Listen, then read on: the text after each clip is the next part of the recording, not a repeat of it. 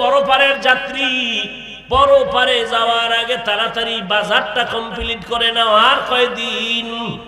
পরকালের সম্বল সঞ্চয় করো, নামাজ পড়ো, রোজা রাখো। এবার আমি তোমাকে ফিনিশিং এ নিয়ে বলতে চাই, বাবা আমি যে এতক্ষণ তোমাকে বয়ান শুনাইলাম, একবারও বলি নাই তুমি টুপিওয়ালা দাড়িওয়ালা বড় হুজুর হও, একবারও বলি নাই আমি কওমি মাদ্রাসার সন্তান তুমি কওমিতে যাও, আমি তাবলীগের লাইনের সন্তান পীরের মুরিদ তুমি ওই লাইনে যাও, বলি নাই। বাকি তুমি গেলে আলহামদুলিল্লাহ, তবে স্কুলে পড়া বাদ দিবে এটা আমি বলি না। তুমি পড়ো, স্কুলে পড়ো, কলেজে পড়ো, চাকরি করো, ব্যবসা করো, কোনো বাধা নাই। তুমি একজন ডাক্তার হও, প্রফেসর হও, ইঞ্জিনিয়ার হও, ব্যবসায়ী হও, চাকরিজীবী হও, তবে অনুরোধ আমার ছোট্ট, বেয়াদব হইও না রে বাবা। তোমার ব্যবহারে কোনোদিন মা বাবা যেন কষ্ট না পায়। কষ্ট পাইলেই বরদোয়া শুরু। আতুডায় বরদোয়া করা লাগে না, কষ্ট পাইছি এটাই বরদোয়া। তোমার আচরণে দিল খুশি, এটাই দোয়া। শিক্ষকের সাথে কখনো যেন বেয়াদবি না হয়, মা বাবার সাথে বেয়াদবি করবা না, আলেমদের সাথে বেয়াদবি করবা না। তাহলে তুমি দামি মানুষ হয়ে যাইবা। ডাক্তার হলেও সম্মান বাড়বে, ইঞ্জিনিয়ার হলেও সম্মান বাড়বে, কারণ সম্মানের মূল থিম হলো আদব। বেয়াদবের সম্মান নাই। ও বড় শিক্ষিত হলেও জুতার বাড়ি। কি ডাক্তার হইয়াও কি ওই যে তাসনিমা খাইছে না, এমবিবিএস ডাক্তার হইয়াও তাসনিমা জুতা খায়া পালাইছে কেন? বেয়াদবি করেছে। তুমিও যদি বেয়াদব মার্কা ডাক্তার হও, তাহলে তুমিও গাড়ি রেডি রাখো, কখন জুতে খায়া পালাবা। আর যদি আদবওয়ালা ডাক্তার হও, মা বাবার দোয়া নাও, শিক্ষকের দোয়া নাও, আলেমদের দোয়া নাও, তোমার নামে এই জমিনে মরে গেলে বিশাল ইতিহাস লেখা হবে, সম্মানের ইতিহাস। কবি নজরুলের গুণগান গাও। তোর মতো সারা রাত যদি মোবাইলে যুবক আকাম করত, জীবনে কবি নজরুল হতে পারত না। ও আমার যুবক বাবারা, স্কুলে পড়ো, এবার একটু বাস্তবায়নে আসো। একেবারে নগদ পরিচয়টা দেই, নগদ ফলাফলটা দেখো তো। তোমার লাইনে যুবক জেনারেল লাইনে পড়ে, চাকরি করে, ব্যবসা করে, স্কুলে পড়ে, কলেজে পড়ে, সত্য কথা বলো, 5 বেলার নামাজি দাড়িওয়ালা আসেনি? তোমার জিন্দেগির ওয়াজ এটাই, আর কোনো ওয়াজ নেই। এই এতটুকু ওয়াজ, শুধু এতটুকুই তুমি তোমাকে বলো যে তোমার লাইনের যুবকটা স্কুলে পড়ে, নামাজ পড়ে, তুমি পারো না কেন? ওর পা দোয়া পানি আইনো, খালি পেটে 3 বেলা পান কইল, এটা তোমার ঔষধ। তোমার মতো যুবক র্যাব, আর্মি, পুলিশ, বিডিআরের চাকরি করে, 5 বেলার নামাজ পড়ে, বলো তুমি কেন পারো না? তোমার মতো যুবক রাস্তায় গাড়ি চালায়, নামাজ পড়ে, তুমি কেন পারো না? তোমার মতো যুবক ওসি, ডিসি, এসপি দাড়িওয়ালা নামাজি আছে, তুমি পারো না কেন? তোমার মতো যুবক ডাক্তার, প্রফেসর, ইঞ্জিনিয়ার, 5 বেলার নামাজ পড়ে, দাড়িওয়ালা নাই, তুমি কেন পারো না রে বাবা? তোমার কপাল বড় খারাপ, এখনো সময় আছে, তওবা করো। ও পর্দার আড়ালের আম্মা জানেরা, বোনেরা, আপনাদের মতো কত মা এখনো আছে পর্দা করে, বেপর্দায় চলে না, নামাজ ছাড়ে না, স্বামীর মালের খেয়ানত করে না, মোবাইলে চরিত্র বিক্রি করে না, 5 বেলার নামাজ পড়ে রে মা, আপনারা কেন পারবেন না? এখনো সময় আছে, তওবা করেন। জীবনে নামাজ ছাড়বেন না, বেপর্দায় চলবেন না, স্বামীর মাল খেয়ানত করবেন না। এই ছেলেরা, মেয়েরা, এই বাবার টাকা উড়ায়, এর কপাল ভরার গোষ্ঠী একবারও চিন্তা করে না, আজকে যদি বাবায় মরে যায় তাহলে পুরা সংসার তোমার জিম্মায় চলে আইব না? কি যুবক আসবে না? তা তুমি বাবার টাকা নষ্ট করছো না? মূলত এই টাকা তো তোমার, এই সম্পদ তো তোমার। বাবা আজ মরে গেলে সব তোমার হয়ে যাবে, তা তুমি তোমার সম্পদ নিজে কেন নষ্ট করো, কেন ক্ষতি করো? আসল পুঁজির থেকে যদি কেউ খেয়ানত করে, ভালো করে লিখে রাখবা, কোন কামাই রুজি রোজগারের আসল পুঁজি যদি কেউ চুরি করে, খেয়ানত করে, যেমন তোমার বাবার টাকা, স্বামীর টাকা স্ত্রী খেয়ানত করে, বাবার টাকা সন্তান খেয়ানত করে, ওই সংসারে কোনোদিন কোটি কোটি টাকা কামাই করলো বরকত হবে না, হবে না। তা তুমি তোমার বাবার ক্ষতি করো না, মূলত তোমার ক্ষতি। তোমার বাবা তোমার জন্য কামাই করে, নিজের জন্য কিচ্ছু করে। বাচ্চাও অসুস্থ, বড়রাও অসুস্থ, বুড়ারাও অসুস্থ। এই মোবাইল, মোবাইল তার জীবন, মোবাইল তার মরণ। এই মোবাইলের দিকে তাকায়া থাকতে থাকতে থাকতে থাকতে চিকিৎসা বিজ্ঞানীদের থিওরি, চোখের পাওয়ার থাকে না, কিডনি থাকে না, হার্ট থাকে না, ব্রেন থাকে না, চরিত্র থাকে না। এক কথায় যার কাছে এই মোবাইল আছে অল টাইম, তার কাছে কিছুই নাই, আছে একটা রুহু। রুহটা চলে গেল, সেও নেই, শেষ। চরিত্র নাই,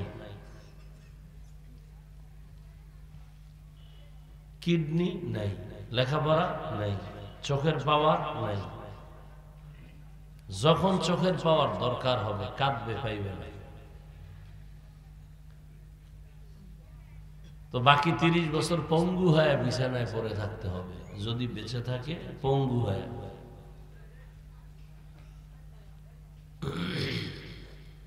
এ বয়ান কেউ করবে না, কারণ জাতির কপাল খারাপ। প্রয়োজনে বক্তা বাদ দিবে, আকাম বাদ দিবে না। বলবে আমার আকাম চলবে। কত হুজুর ওয়াজ করলো, কারো নজরে বাজলো না, ওনার নজরে বাজলো, ওনার বাদ দাও। জাতির কপাল, হুজুর বাদ দাও। এদেশে হুজুর নাই, ওনাকে বাদ দাও। তাহলে বলনেওয়ালা 2-3 জন যা আছে মরে গেলে আর বলনেওয়ালা কেউ থাকবে না, সব শেষ। এবার সব এক নায়ের মাঝি হয়ে ঘুরবে। ওই মাঝে মাঝে আমি উদাহরণ এভাবে দেই। এক বাদশা স্বপ্ন দেখছে বৃষ্টি হবে, কিন্তু পানি ময়লা, একটু ঘোলা হওয়া, পরিচ্ছন্ন না। এবং সেই বৃষ্টির পানি যে পান করবে সে পাগল হয়ে যাবে। খুব খেয়াল করে। তো স্বপ্ন দেখে উজিরের বলতেছে, উজির কি করা যায়? উজিরে পরামর্শ দিল যে বাদশাহ, বৃষ্টিটা হবে কবে? যখন তখন। তাড়াতাড়ি আমরা পরিচ্ছন্ন পানি এক্সট্রা জমা রাখি, ওই পানি পান করে যদি দেশবাসী সব পাগল হয়ে যায়, আমরা এই পানি পান করবো না, পাগলও কথা হয় না। কি ঘুমাইতেছেন না ভাবে আছে? ওয়াজে বসলে খুব ভাব, সুবহানাল্লাহ বলবে না, মনে হয় ধাক্কা দিয়ে এরপরে বলাইতে হবে। কোথায় আলহামদুলিল্লাহ বলবে না, বুঝি না। এক এক এলাকার হালাত বড় দুর্বল, ইমানের স্পিরিট দুর্বল। আর খায় হারাদিন গাঞ্জা, মদ, বিড়ি। এরপরে যারা এডি টানে না, হেগোর মধ্যে অন্য গুণা আছে, গীবত, শেকায়াত, গালাগালি। এদের জবান থেকে সুবহানাল্লাহ আলহামদুলিল্লাহ আসবে কিভাবে? এখন পরিচ্ছন্ন পানি মস্ক ভরে রেখে দিছে, ড্রাম ভরে রেখে দিছে। এবার বাদশারও টেনশন নেই, ওজিরেরও কি নেই। খেয়াল করেন, বৃষ্টি শুরু হয়ে গেছে কোনো একদিন। জনগণ এই বৃষ্টি দেখছে নতুন। পানি পান করতে করতে করতে করতে সব কি হয়ে গেছে। দেশের জনগণ একজন আর কি নেই, পানি পান করে না। কে? বাদশাহ আর উজির। এবার সব জনগণ এক হয়ে দেখে যে এরা পানি পান করে না, আমরা সবাই পানি পান করি, হে করে নাই। এবার জনগণ সব এক হয়ে খায়। বাদশাহ আর উজির ছাড়া বাংলাদেশে আর পাগল নাই, এই দুইটা লোক আছে পাগল। উজিরে কয়, বাদশাহ এতগুলো জনগণ যখন পাগল কর, তাহলে পানি আমরাও পান করি। বাদশাহটা তুমি করো, আমি করব না। উজিরে এই পানি পান করে জনগণের লগে মিলে খায়, আসলেই বাদশা পাগল। বাদশা খায় উজিরে যখন পাগল খায়, আমি আর ছাগল থেকে লাভ কি, আমিও পান করি। এবার বাদশাও পানি পান করছে, এখন আর কেউ কি নেই, সব এক, এখন আর পাগল টাগল না। বাদশাও ভালো, উজিরও ভালো, বুঝেননি কথা? সব হুজুর ভালো, আমি একা কই, সমস্যায় যাবে। মানুষ অন্যায়ের উপরে চলতে চলতে এখন ন্যায়টাকেও অন্যায় মনে করে, মিথ্যার উপরে চলতে চলতে সত্যটাকেও মিথ্যা হিসেবে দেখে। উদাহরণ এভাবে দেব, বেয়াদবি মাফ করবেন, এই ওয়াজ হচ্ছে এখানে একদিন, তো এই উপলক্ষে দোকানপাট হয় না, মার্কেট হয় না, হয় এখানে হয় কিনা জানি না। সেই মার্কেটের মধ্যে মহিলারাও যায়, যুবতীরাও যায়, যায়নি? যুবকরাও যায়, বেলুন কিনে, প্লাস্টিকের মাছ কিনে। ওয়াজ উপলক্ষে যদি পাশেই কোনো দোকানপাট হয় আর সেখানে বেপর্দা মহিলারা যায়, যুবকরা যায়, আপনাদের বিবেক কি বলে? এটা কি অন্যায় না? কেন এই বেহেশতের বাগান উপলক্ষ করে জাহান্নামের বাগান কেন? আপনিও যান, আপনিও চিন্তা করে ওয়াজের উপলক্ষে একটা বাজার মিলছে, একটু ঘুরে আই, আপনি একটু ঘুরে আইলেন, জান্নাতের হুরপুরি দেখলেন। এরপরে হ্যান গিয়া কি করে? খেলনা কিনে, বেলুন কিনে। ওয়াজের পরে বেলুন কান্দে ঝুলে বাড়ি যায়। তো ম্যাডাম বলে, কি পাইছো ওয়াজে? পাইছি মোনাজাতে বেলুন কবুল হয়ে গেছে। আপনারা হাসেন, কতটা অন্তরে কষ্ট নিয়ে এই কথাগুলো বলতেছি। আগে ভাবতাম আল্লাহ আল্লাহরা খালি খায় মরে যাবো, দুনিয়ায় থাকতে মনে চায় না। আরে বাঁচার জন্য পাগল হয়ে গেছি, আরো কিছু বুজুর্গরা খালি মরতে চায় কেন? আমার মধ্যে এখন এটা ঢুকছে যে আসলে দুনিয়ার অবস্থা দেখে আলেম ওলামার অবস্থা, পাগল হয়ে যায় মোবাইলে ছবি তোলার জন্য। অথচ এই ছবি তোলা কবিরা গুনাহ, 1000 বার হারাম, 1000 কোটি বার কবিরা গুনাহ। আপনাদেরকে কি বলব? ছাত্র, মাদ্রাসা বুঝি না, স্কুল বুঝি না, পাগল একটা ছবি উঠাইবে কেমনে, লাইভ দিবে কেমনে, সব লাইভ বয় হয়ে গেছে। কিছু হলে একটু লাইভ দিবে, ফেসবুক, কোথায় টাকা লয়ে যদি একটু ঝামেলা হয়, হ্যাঁ লাইভ দেওয়া লাগবে। পারে না বাথরুমের ভিতরে গিয়ে লাইভ দিতে, ওইটা কোন দিন আবার দিয়ে ফেলায় বলা যায় না। আল্লাহ হেদায়াত দান করুন। তাহলে বসছেন বেহেশতের বাগানে, করতেছেন কবিরা গুনাহ মোবাইল নিয়ে, বলার দায়িত্ব বলে গেলাম। মানবেন কিনা সেটা আপনার ব্যাপার, ওই চিন্তা আমার না। হেদায়েতের মালিক আমিও না, আপনিও না, বয়ানও না। কে মালিক? ব্যাস, বলার দায়িত্ব আমার উপরে আছে, বলে দিল। এবার মানার দায়িত্ব আপনার, মানবেন কিনা সেটা আল্লাহ বুঝবে আর আপনি বুঝবেন। আমার চিন্তা শেষ, জিম্মেদারি শেষ, বলে দিল। ছবি তোলা কি একবার না 1000 বার? 1000 বার। বলার দায়িত্ব বলে দিল। পৃথিবীর কোন মুফতির বাবার ক্ষমতা নাই এই কথাকে ভিন্ন দিকে ঘুরানো। পৃথিবীর কোন মুফতির বাবার ক্ষমতা নেই। সরকারে বলছে এখন ছবি লাগবে, এটা জায়েজ। নবীজি বলছেন এই কারণে ছবি তোলা যাবে, এটাও জায়েজ। এছাড়া ভিন্ন কোনো কারণে ছবি তোলা হারাম, হারাম, হারাম, হারাম। কিছু চালাক আছে, চালাক, হুদা চালাক, যারা অতি চালাক। কি চালাক? আমি বলি অতি চালাকের আর এক নাম বেয়াদব। এই অতি চালাকরা বলবে এতগুলো ক্যামেরা, এগো যে কিছুক্ষণ না, এরা অতি চালাক। মানে বুঝতেছে আমি বলদ, আর ও খুব বুদ্ধিমান। ও আমাকে প্রশ্ন করবে, আমি এটা মাথায় আমার নাই, সামনেও আসবে না কপাল পরানো, ওর কপালে অভিশাপ। কারণ আলেম ওলামার বিরোধিতা করা মানে আল্লাহ পাকের লানতকে দ্রুত টেনে আনা নিজের উপর। যারা আলেম ওলামার বিরোধিতা করে, চাই সে ইশারায় করুক, ফেসবুকে করুক, বলার দ্বারা করুক, এরা সব সন্তানগুলো মা বাবা অভিশপ্ত সন্তান। একটা সন্তান মা বাবা ভালো সন্তান না, আদরের সন্তান। মা বাবার অভিশাপ যে সন্তানটির উপরে লাগে, ওটাই শুধু আলেমের বিরোধিতা করে। আল্লাহ হেদায়েত দান করুন। তোমাকে আমি পাশে থাকলে, কাছে আসলে আমি এগুলো বুঝাবো।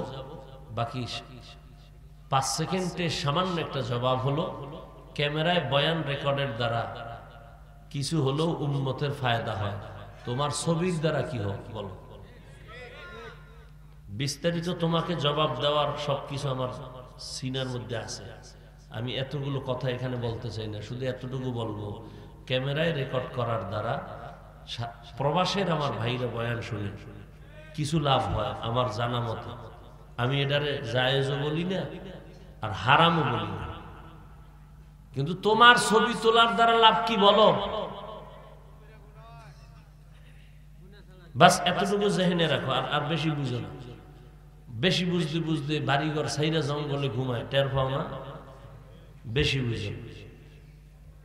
এই দুনিয়াতে সব থেকে ভালো বুঝনেওয়ালা মেধা শুধু কোরআনওয়ালা ছাড়ার কারণে সবগুলো নষ্ট। সারাদিন বিড়ি টানবি আর মদ খাবি, তোর কিসের জ্ঞান আছে? কিসের তুই বুদ্ধিজীবী?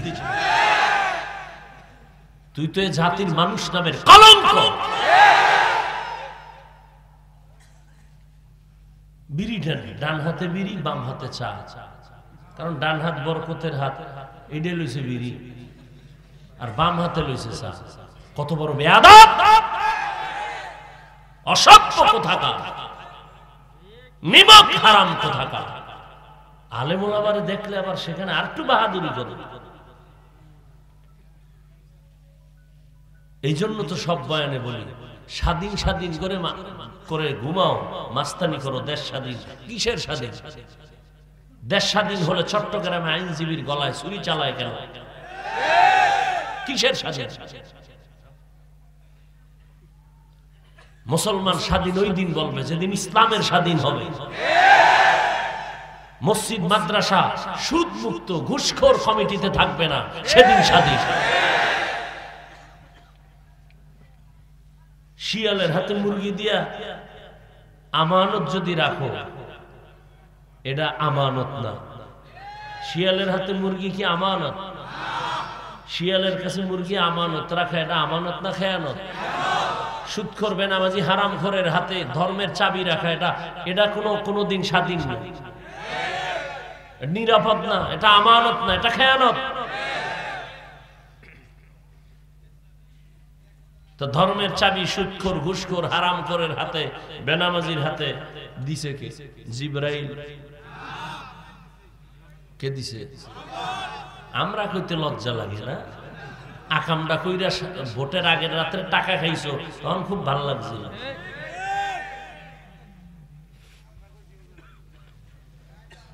আল্লাহ হেদায়েত দান করুন। বাথরুমে যাইয়া 10 গ্রাম পায়খানা খাইও, ওই ভোটের আগের রাত্রে টাকা না খাই। বলবা হাফিজ ভাই এমন কেন? হ্যাঁ, ওই 10 গ্রাম পায়খানা খাওয়ার গন্ধ জাতি টের পাবে না। হালাল সাবান দিয়ে কুলি করবা, শেষ।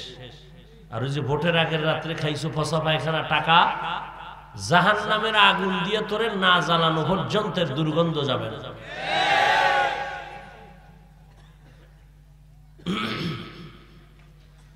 يا أيها الذين آمنوا اتقوا الله ولتنظر نفس ما قدمت لغد واتقوا الله إن الله خبير بما تعملون। আজকে বয়ানটা নিতে চাই না, অনেক কষ্ট লাগতেছে। আমি কালকে সারা রাত সজা, মাদ্রাসার মাহফিল, তার আগের রাত্র সজা, পাগল হয়ে যাইতেছে। মানুষের জীবনের সুস্থতার জন্য ঘুম আল্লাহর দেওয়া একটা মহা ঔষধ, তাও দিনে না, রাতের ঘুম। তা আমরা তো রাতের ঘুম কপাল থেকে হারায় ফেলছি। আমরা হারাইছি দিনের কাম কইরা, আর তোমরা হারাইছো মোবাইলে আকাম কইরা। মানে হারানের লাইনই সবাই। আমরা সারা রাত ওয়াজ কইরা গাড়িতে দৌড়াই, আর তোমরা আল্লাহর কাছে মোনাজাত দিয়ে খান্দে খেতে যাই, আর তোমরা হইয়া হইয়া মোবাইল হাতে লয়ে মোনাজাত দাও না। আমরা মোনাজাত দেই বইয়া, তোমরা দাও হইয়া। সব মোনাজাতে যায় সারা রাত। কি খুশি না, খুব খুশি। মোবাইলে সারাটা রাত কবিরা গুনাহ করো, খুব খুশি লাগতেছে। রাতের মধ্যে আল্লাহ আসমান থেকে ঠাডা ফালায়া তোর চেহারা পাল্টায় দিত, শুধু মুহাম্মদের উম্মত হওয়ার কারণে দেয় না। কারণ মুহাম্মদ তো আল্লাহর পেয়ারা রাসূল, সব নবী তো আল্লাহর বন্ধু, সব নবী। মুহাম্মদ একটু আলাদা। মুসা নবী আল্লাহর বন্ধু, ইব্রাহিম আল্লাহর বন্ধু, ইসমাইল আল্লাহর বন্ধু, ইয়াহইয়া, নূহ, সালেহ আলাইহিস সালাম, সব নবী আল্লাহর বন্ধু। মুহাম্মদ আল্লাহর বন্ধু। তবে ব্যবধান হলো, সব নবী রাসূল আমার আল্লাহ তাআলার আশিক। আল্লাহ বলেন আমি নিজে মুহাম্মদের আশিক। সব নবী রাসূল কার আশিক? আর আল্লাহ কার আশিক? আল্লাহ বলেন আমি মুহাম্মদের আশিক। কেমন আশিক? বলে মুহাম্মদের তরিকা মানলে আমি তাকে জান্নাত দিয়ে দিব। মুহাম্মদের উম্মতের আমি যেই ফ্যাসিলিটি দিয়েছি, পৃথিবীর কোন নবীর উম্মতের আমি তা দেই নাই। অন্য নবীর উম্মতেরা সীমা লঙ্ঘন করলে আমি চেহারা পাল্টায় দিয়েছি, আর আমার নবীর উম্মত যদি উল্টা পাল্টা করে, অন্তত আমি দুনিয়ায় চেহারা পাল্টায় লজ্জা দিব না। কিন্তু করায় গন্ডায় কিয়ামতে হিসাব নিয়ে কঠিন বিচার করব। কঠিন বিচার হবে, করায় গন্ডায় হিসাব হবে, কত ধানে কত চাল। আল্লাহ বলেন আমি তওবার দরজা খুলে রাখছি, তাড়াতাড়ি আয়। আমি আল্লাহ জাহান্নাম বানাইছি, কিন্তু কাউকে জাহান্নামে দিতে চাই না। কলিজার টুকরা সন্তান, মা বাবা এত মহব্বত করে, কিন্তু সতর্কবাণী দিয়ে একটা বেত রেডি রাখছে। এই যে লাঠি দেখছো, এই লাঠি তোরে মারমু যদি উল্টা পাল্টা করো। মারার নিয়ত নাই, তবে সন্তানকে সতর্কতার জন্য বেত দেখায়। আল্লাহ বলেন আমি জাহান্নাম বানাইছি, আমি চাই না আমার মহব্বতের কোন বান্দা বান্দি জাহান্নামে যাবে। তবে সতর্ক হয়ে চলবা, কোনো গুনাহ যেন না হয়। যদি হইয়েই যায়, আমি আল্লাহ গুনাহ থেকে তোরে পাক করার জন্য বারবার তওবার দরজা দিয়ে ডাকি, ফিরে আয়। ফজরের নামাজে ডাক দিছি, আয়, আসসালাতু খায়রুম মিনান নাওম। বান্দা তোরে ফজরের নামাজে মসজিদে পাই নাই। যোহরের নামাজে ডাক দিলাম, আয়, ফজরেরটা মাফ কইরা দিব, যদি একটু আইসা আমার ডাক দাও। তোর কপাল এত খারাপ, যোহরের নামাজেও তোরে পাই নাই। আসরের নামাজে ডাক দিলাম, আবার আয়, হাইয়া আলাস সালাহ। এই সময় তোরে পাই নাই। আমি আল্লাহ রাগ করি নাই। আশায় আশায় আবার আমি মাগরিবে ডাক দিছি, আয়। আমি আল্লাহ তোরে ডাকলাম, পাই নাই। আমি আল্লাহ বেজার হই না, আবার আশায় থাইকা তোরে এশার সময় ডাক দিলাম, আয়। এশার নামাজেও যখন আও নাই, আমি আল্লাহ এখনো তোর আশা ছাড়ি নাই। এতক্ষণ তোরে ডাকছি, আয় মসজিদে হাজির হ। দূরের থেকে ডাক দিছি, যখন তোরে পাঁচ বেলায় পাই নাই, এখন আমি আল্লাহ তোর কাছে হাজির হয়ে ডাকতেছি। এখন আমি আল্লাহ তোরে ডাকতে আইসা বসছি, প্রথম আসমানে আমি হাজির হয়ে গেছি। একদিন আর দুদিন না, প্রত্যেক দিন রাতের শেষ ভাগে আল্লাহ ডাকেন, আলা মিন মুস্তাগফিরিন ফাগফির আলাহ। শয়তানের ধোকায় পড়ে কে গুনাহ করেছো, কে নামাজ ছেড়েছো, কে বেপরদায় চলছো, দাড়ি কাটছো, হারাম খাইছো, আমি আল্লাহ প্রথম আসমানে হাজির। এমন এক টাইমে আসছি যখন সব নীরব, গাছের পাখিরাও ঘুমায়, নদীর মাছ ঘুমায়, জঙ্গলের প্রাণী ঘুমায়, ঘরের মানুষ ঘুমায়, এই ফাঁকে একটা ডাক দে, লাইন ক্লিয়ার আছে। যদি একটু অজু বানাইয়া আছে যাই গিয়া আল্লাহ বলে ডাক দাও, তুই গুনাহ করতে করতে করতে করতে 1 বছর 2 বছর 3 বছর 50 বছরে বিশাল পাহাড় বানাইছো গুনার। আর আমার কাছে যদি একবার চোখের পানি ছেড়ে বলো, হে মালিক আর গুনাহ করব না, মাফ করো, তোর 50 বছরের গুনাহ আমি 1 সেকেন্ডে মাফ করে দিব। আতিনা ফি দারে দুনিয়া না হাসান, আতিনা ফি দারে উকবা না হাসান, ইয়া গিয়াসাল মুস্তাগীসিন ইহদিনা লিফতিখারা বিল উলুমে ওয়াল গিনা। হর গড়ি দে নে কো তু তৈয়ার হ্যায়, जो न मांगे उससे तू बेजार है। সকালবেলা তুমি 10টার দিকে বাজারে গেছো, দুপুর বেলা বাসায় বাজার করার জন্য, দুপুর বেলা কি খাইবা তা আনার জন্য বাজারে গেছো। বাজারে গিয়ে গুঁড়া মাছ কিনছো, আলু কিনলা, টমেটো কিনলা, মাছ কিনলা, রুই মাছ।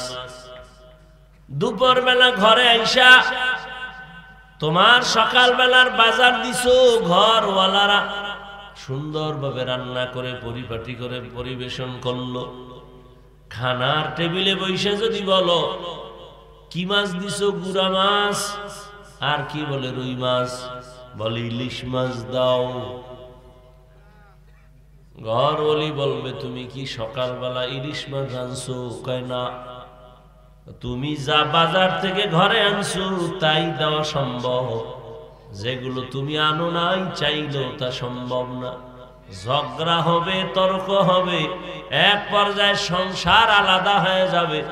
তুমি যা দেও নাই তা চাইলে দিতে পারবো না। দুনিয়ার জমিনের বাজারে তুমি আখিরাতের জন্য যে মাল কিনবা, দুনিয়ার বাজারে তুমি আখিরাতের জন্য যেই সম্বল সঞ্চয় করবা, এগুলি তুমি কবরে গেলে পাইবা, হাসরে পাইবা, পুলসিরাতে পাইবা। দুনিয়ায় তুমি নামাজ পড়ো নাই, কবরে গেলে নামাজের সওয়াব তোমার পাশে দাঁড়াবে না।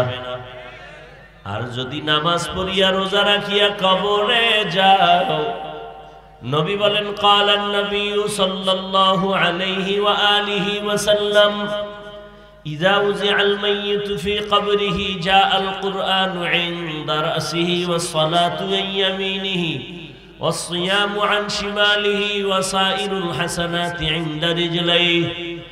মাইয়িতকে যখন কবরে রাখা হবে, 4 জিনিস 4 দিক থেকে যাবে সহযোগিতার জন্য। ফেরেশতা প্রশ্ন করার আগে বলবে আসবা না, ডিস্টার্ব করবা না। কে বলে আমি মাথার কিনারায়, বলবে আমি কোরআন।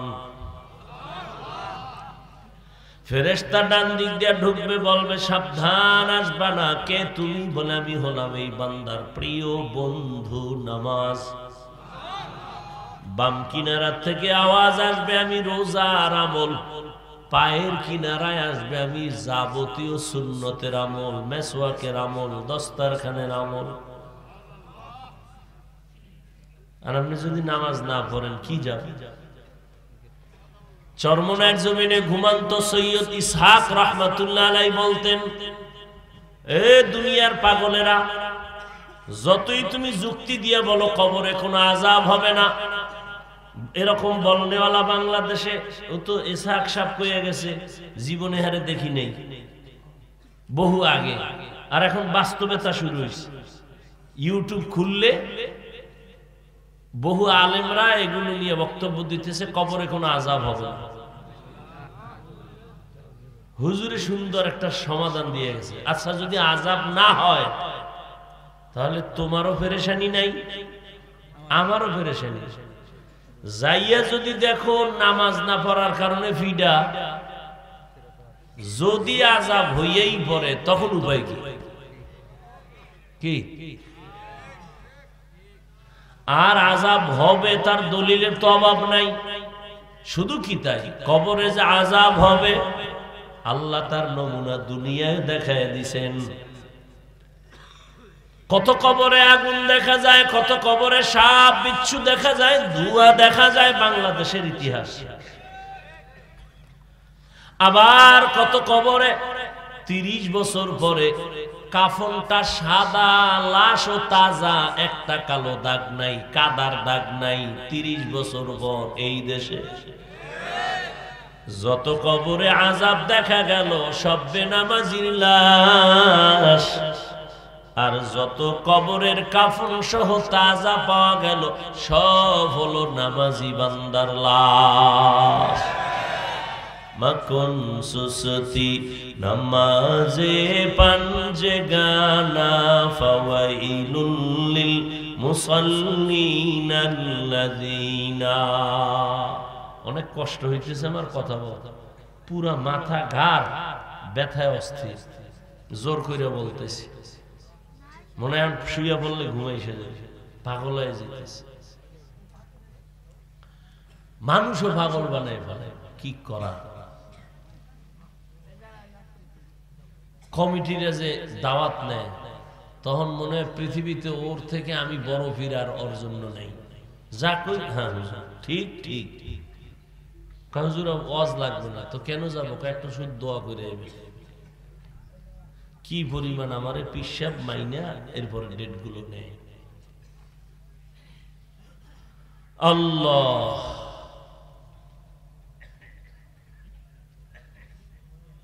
কি কথা বলতেছিলাম?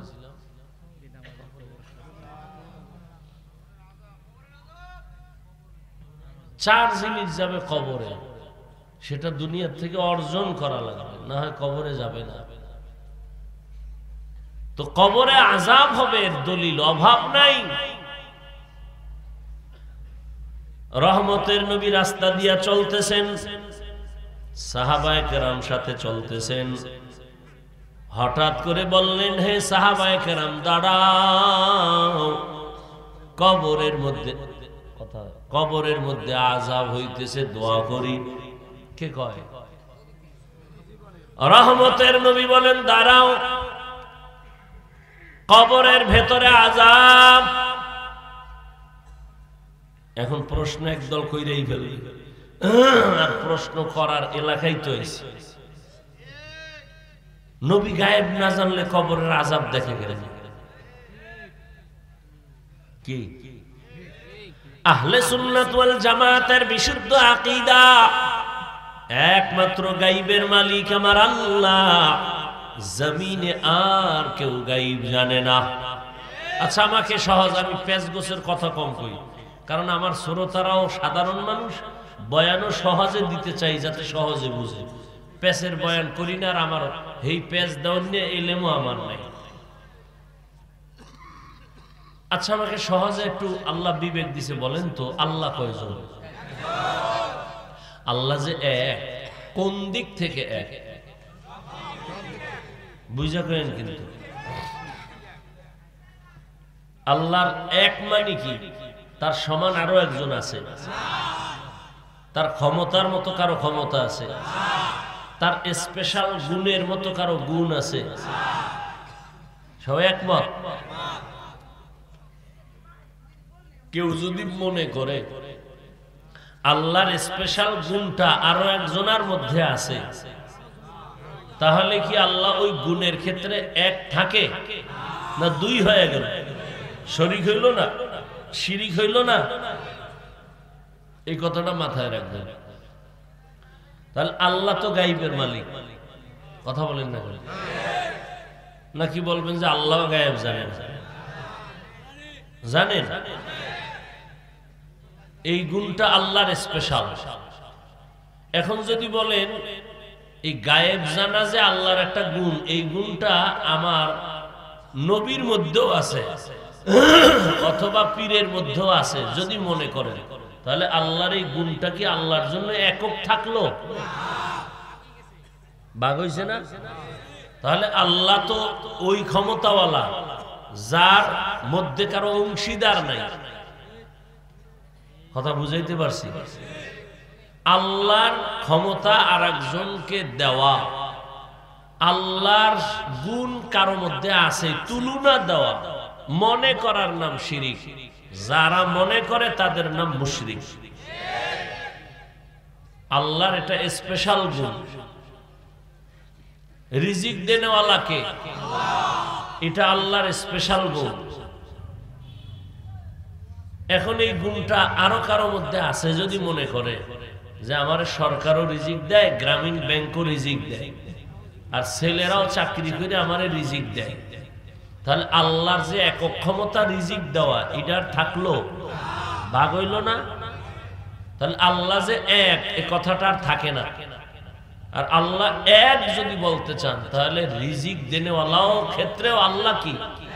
এখানে কারো অংশীদারিত্ব কেউ যদি মনে করে আছে, মনে করার নাম শিরিক। যে মনে করবে তার নাম মুশরিক। তুমি হেন উঠছো কেন?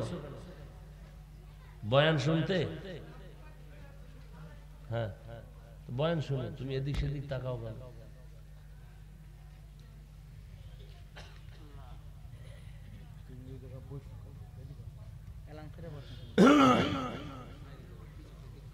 আল্লাহ তো আল্লাহ পাক এই জন্য বারবার বারবার সতর্কবাণী করছেন। আচ্ছা, এখন ওই জবাবটা রয়েছে না, নবী গায়েব জানে তো কবরের আযাব কেমনে দেখেন। তার কাছে জবাব দেওয়ার আগে আমার একটা প্রশ্ন আছে। কি প্রশ্ন? নবীজিকে দাওয়াত দিছে এক ইহুদি মহিলা, যুদ্ধ চলাকালীন সময় নবীরে পার্শ্বেখানা দিছে রুটি, রুটির মধ্যে বিষ। রহমতের নবীর পার্শ্বে এক সাহাবী বিষ মিশানো রুটির লোকমা দিয়া জাগায় মরে গেছে। বিষ মিশানো রুটি নবী একটা লোকমা খাইছে, পেটে চলে গেছে। দ্বিতীয় লোকমাটা যখন দিবেন জিবরাইল আইসা ধরে ফেলছেন, নবী দিবেন না বিষ লাগানো। নবীজি মাঝে মাঝে খেয়াল করেন, নবীজি মাঝে মাঝে এই যে বিষ ঢুকছে, এক লোকমা ঢুকছে না, নবীজির এই বিষের কারণে পেট ব্যথা। কথায় কথায় অনেক দূর যাইতেছি, আর কথায় কথা বাড়াইছি, কি করার? পেট ব্যথা নবীর। ওমর, ওসমান, আলী রাদিয়াল্লাহু আনহুম, এই তিনজন শহীদ হইছেন, ডাইরেক্ট শহীদ। বিধর্মীর হাতে তাদের ইন্তেকাল। খুব খেয়াল করে, ওসমান রাদিয়াল্লাহু তাআলা আনহুর উপরে হামলা, সাউন্ড লইয়া করে। আর সাউন্ড এতক্ষণ ভালো আছিল না, ইকো হয় কেন? ভাইরা আমার, ওমরে ফারুক রাদিয়াল্লাহু তাআলা আনহু ফজরের নামাজের ইমামতিতে দাঁড়াইছেন মসজিদে নববীতে। ওমরে ফারুক নামাজে দাঁড়ায় তেলাওয়াত করতেছেন, পেছন থেকে নামাজের ভিতরে পায়ের রগের উপরে মারছে আঘাত। দুশমনটা দাঁড়াইছিল নামাজের সূরাতে বেঈমান, ও দাঁড়াইছে ওমরের মারার জন্য। ওমর পইরে গেছে। মুহররমের 1 তারিখ। কয় তারিখ? 1 তারিখ। তাহলে ওমরে ফারুক শহীদ। ওমর জিজ্ঞেস ছেলে আব্দুল্লাহ, রে আব্দুল্লাহ, আমারে যে আঘাত করলো, আমি তো এখন মরে যাচ্ছি, বলতো আমারে আঘাতটা মুমিনে করছে না বেঈমানে? কয় বেঈমানে। বলে আলহামদুলিল্লাহ, আমি শহীদ। হযরত আলীও কি শহীদ না? তার ছেলে হাসান রাদিয়াল্লাহু তাআলা আনহু শহীদ, তার সন্তান হুসাইন রাদিয়াল্লাহু তাআলা আনহু শহীদ। এই যে বর্ণনাটা দিলাম, অর্থাৎ তরবারির দ্বারা, এই শহীদ, এই তরবারির শহীদ বড় দামি না? বিনা হিসাবে জান্নাত। সর্বোচ্চ ইজ্জতের মরা এই শহীদ হওয়া। কিন্তু এইভাবে শহীদ আবু বকরও হন নাই, নবীও। খুব খেয়াল করেন, কিন্তু পেঁচ লাগাইন না, বুঝেন ভালো করে। আমি বাসার থেকে কি রেডি করে আইছি এই বয়ান? জীবনও নাই, 2-4 মাসে এই বয়ান কোথাও করি না। এখানে বের হচ্ছে কেন আল্লাহু আলাম। হয়তোবা এখানে কোনো রোগী থাকতে পারে, তার ঔষধ দিচ্ছে। খুব খেয়াল করে। এখন এই মর্যাদার শহীদ, বেঈমানের হাতের তরবারি যদিও না, কিন্তু বেঈমানের আক্রমণ তো চলছে। বেঈমানের হাতে ডাইরেক্ট নবীর ইন্তেকাল হয় না, শহীদ হয় না, কিন্তু আল্লাহ শহীদের মর্যাদা দিয়েছেন এইভাবে, ওই যে বিষ মিশ্রিত রুটি নবী এক লোকমা খেয়েছিলেন, ওই বিষের ব্যথা ফাঁকে ফাঁকে উঠে, ফাঁকে ফাঁকে উঠে নবীর শেষ ওই বিষের বেদনা ইন্তেকাল হলো। নবীর স্পষ্ট সহিহ হাদিস, যারা পেটের বেদনায় মারা যাবে আল্লাহ তাদেরকে গলা কাটা শহীদের মতো মর্যাদা দান করবে। তাহলে নবী শহীদ না? রইল কে? আবু বকর সিদ্দিক রাদিয়াল্লাহু তাআলা আনহু। তার শহীদ কেমনে? সে শহীদ কেমনে? ওই হিজরতের রাতে গর্তের মধ্যে সাপে যখন কাটছিল, মনে আছে? রহমতের নবী আশ্রয় নিবেন, দুশমন পেছনে আসতেছে। আবু বকর কয়, নবী দেখি গর্তের মধ্যে আমি আগে যাই, পরিষ্কার করি, এরপরে আমি আপনাকে ইশারা দিলে ঢুকবেন। নবী দাঁড়ানো, আবু বকর ঢুকলেন। আবু বকর ঢুইকা দেখে অনেক ছিদ্র দেখা যায়, না জানি কোনো কষ্ট হয়, শত্রু আসে না কোনো সাপ বিচ্ছু আসে। চাদর চিরা চিরা সব ছিদ্রগুলো আটকাইয়া, একটা ছিদ্র আটকাইতে চাদর নাই। আবু বকর পায়ের গোড়ালি দিয়া চাপ দিয়ে ধরলেন, ওই গর্তে ছিল একটা সাপ। টের পেয়েছে আমার নবীর এক নজর দেখার জন্য অপেক্ষা। যখনই আটকায় দিছে সাপ ভয় পেয়ে গেল, আর বুঝি নবীর সুন্দর চেহারা দেখা হবে না। আবু বকর ইশারা দিলেন, নবী আসেন। নবী আসলেন, ভেতরে আইসা আবু বকরের উরুর উপরে মাথা দিয়ে নবী বিশ্রামে গেলেন। চুপ করে শুয়ে থাকলেন, চোখ বন্ধ হয়ে গেল। নবী আরাম করতেছেন। ওই সাপ আবু বকরের আঘাত করে নাই। দিলের তামান্না রহমতের নবীরে দেখবো না জানি বের হয়ে যায়। এইবার দেখার জন্য পাওটা সরাইতে পারে না, যত আঘাত করে যায় না। আবু বকর পা সরায় না, দাঁত ঢুকায় দিছি আবু বকরের বিষের বেদনা, এরপরও সরায় না। আবু বকরের পুরো বিষে শরীর ধরে গেল, ব্যথা, কান্না, অজান্তে একটা চোখের পানির ফোঁটা রহমতের নবীর চেহারা মুবারকে পড়লো। নবী তাকায় দেখে আবু বকর কান্দে। নবী উঠা বসলেন, কি ব্যাপার? বলেন, ইয়া রাসূলুল্লাহ, জানি না, পা দিয়ে আটকাইছি, কে যেন আঘাত করলো। কয়, পাও সরায় দেন। যখন সরায় দিছে, সাপ নবীরে বুঝাইতেছে, আমি ইচ্ছা করে কোনো আঘাত করি নাই, আমারে দয়া করে মাফ করে দেন, আমি আপনার চেহারা দেখার জন্য অপেক্ষায় ছিলাম। নবীজি সাথে সাথে হাতের আঙ্গুল দিয়া লালা নিয়া যখন দিছে, সাথে সাথে পুরা বিষ পানি হয়ে গেছে। ঠিক এটাই সবাই জানে, এটাই প্রসিদ্ধ ঘটনা। কিন্তু এই বিষের কিছু ক্রিয়া আবু বকরের মধ্যে রয়েই গেছে।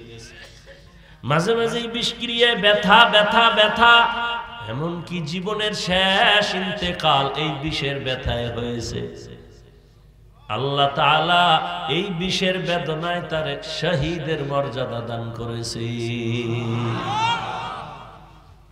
আবু বকর তো ওই আশিক যে আল্লাহ নিজে সাহাবায়ে কেরামদের মধ্যে শুধু আবু বকরকে আসমান থেকে ডাইরেক্ট সালাম পাঠিয়েছেন।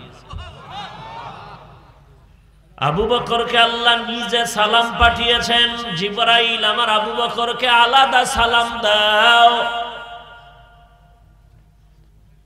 তো রহমতের নবী, ও বাবারা যারা বলবা নবী যদি গায়েব না জানে কবরের আযাব কেমনে দেখে? জবাব দেওয়ার আগে তোমার কাছে প্রশ্ন, নবী যদি গায়েব জানে রুটির বিষ কেন দেখে না? রুটির বিষ দেখছে নবী? দেখলে কেউ খায়? তো নবী যদি গায়েব জানে রুটির বিষ দেখে না কেন? তুমি বলবা গায়েব যদি নাই জানে কবরের আযাব দেখে কেন? এবার ভিডাভিডি করো দুই দল, মাথা ফাটায় ফেলো, এর উসিলায় কিছু হাজার কোটি মানুষ মরে যায়।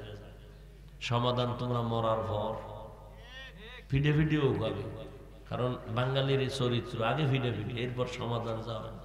ওই বিচারক যেটি হেডির দ্বারাইলে কয় কি, আর তুই আমার দ্বারা আইসো আগে সাইজ করে আবি না, ধুম একলাসা দিবি, এরপরে আবি বিচার, এরপর টাকা যেদিকে বেশি এদিকে আমি দিয়ে দিব, এত টেনশন কেন, আগে ভিডাবি। সব ঝামেলার সমাধান একটা আয়াত, মা ইয়ান্তিকু আনিল হাওয়া ইন হুয়া ইল্লা ওয়াহয়ুন ইউহা। আমার নবী কিছু বলেন না, আমার নবী কিছু দেখেন না, আমার নবী কিছু শুনেন না, আমার নবী কিছু জানেন না। আমার আল্লাহ যা বলান নবী বলেন, আল্লাহ যা দেখান নবী দেখেন, আল্লাহ যা নবীকে শুনান নবী শুনেন। রুটির বিষ নবীরে আল্লাহ দেখান নাই, দেখেন নাই, কবরের আযাব আল্লাহ দেখাইছেন, আমার নবী দেখেছে। কাদের কুদরত দারি বার কামাল, আনতা রব্বি আনতা হাসবি জুল। এই একটা কথার জন্য কত বড় কপাল ভরা মানুষ। এই হুজুরে গায়েব মানে না, হুজুরের লাগে নাই। তুই যে গাঞ্জা খাও, নামাজ পড়ো না, দাড়ি রাখো না, পর্দা করো না, এ নিয়ে কোনো টেনশনই নেই। ও হুজুর সাইডে দিছে 13 জন, বাহাদুর হয়ে গেছে, ও হুজুরের লগে নাই, ও জান্নাত আলাদা কিনে ফেলছে। অথচ যে নামাজ পড়ে না, দাড়ি রাখে না, পর্দা করে না, হারাম খায়, সুদ খায়, ঘুষ খায়, আল্লাহ যে ওর বিরুদ্ধে জিহাদের ঘোষণা কোরআনে দিয়ে রাখছে, হে খবর নেই। ওর ঘরে তৈরি জন্ম নিতেছে হারাম জাদা। কি জাদা? হারাম জাদা। হারাম খাওয়াইয়া যেই সন্তান জন্ম হবে, ওই সন্তান কোনদিন মা বাবার খেদমত করবে না। ও চিন্তা নাই হুজুরে ভাগরি বান্ধে না কেন, এটা হইল ওর চিন্তা। আল্লাহ হেদায়েত দান করুন। কবরে আযাব হবে না যদি এটাই মনে করো, তো তোমারও পেরেশানি নেই, আমারও নাই।